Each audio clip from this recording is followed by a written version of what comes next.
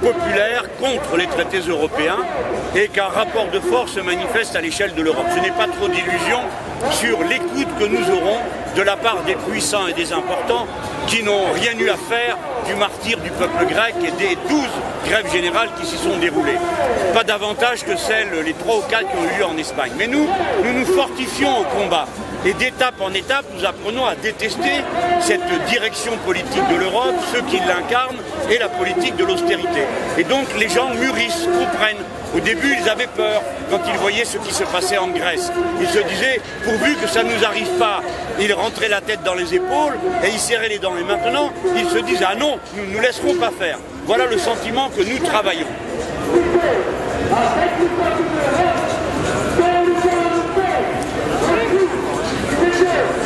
Eh bien, voilà ce que je pense. Dès que je ferai 2 ou 3 points de plus dans les sondages, François Hollande sera encore plus raisonnable. Et il comprendra que non seulement il faut taxer les très hauts revenus d'une manière suffisante, mais aussi établir le salaire maximum autorisé dans les entreprises. Pourquoi je vous parle de cela? Parce qu'il ne faut pas fixer des chiffres pour punir les riches, ce n'est pas la question. La question est d'organiser un cercle économique vertueux où il y a un partage de la richesse. Donc là, François Hollande vient de faire un grand pas.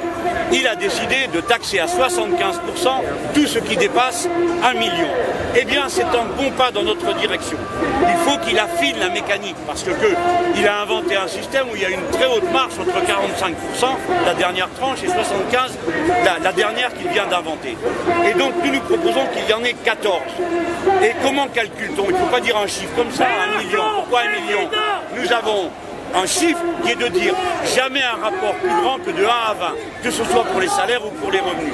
Comme le revenu médian est de 2 000 €, de 1 à 20, ça vous donne 360 000 € maximum comme revenu. Mais je félicite François Hollande d'avoir réfléchi et compris qu'on devait prendre l'argent là où il est, c'est-à-dire dans la poche des riches.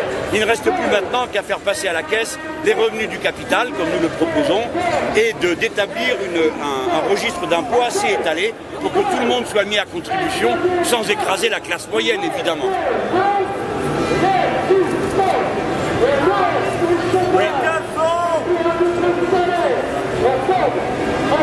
Ah ben c'est pas facile, ça c'est clair.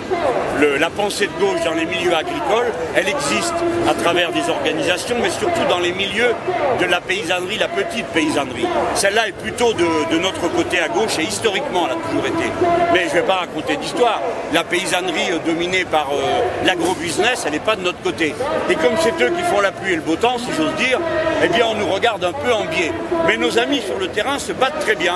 Et vous voyez, j'y suis allé ce matin, j'ai été reçu plutôt courtoisement. Il y a des moments qui sont un peu vifs, mais c'est ça qui est intéressant dans la démocratie.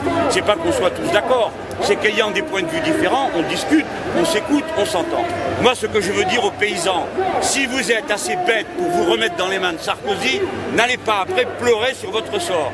Car c'est lui qui vous ruine et la politique libérale qui vous ruine. La politique d'une agriculture paysanne, c'est nous, le Front de gauche, qui la faisons. Bref, vous voyez, c'est un dialogue assez vigoureux. Est-ce qu'il va convaincre? C'est ce que nous allons voir. C'est à ça que servent les campagnes électorales. C'est moi qui vous remercie.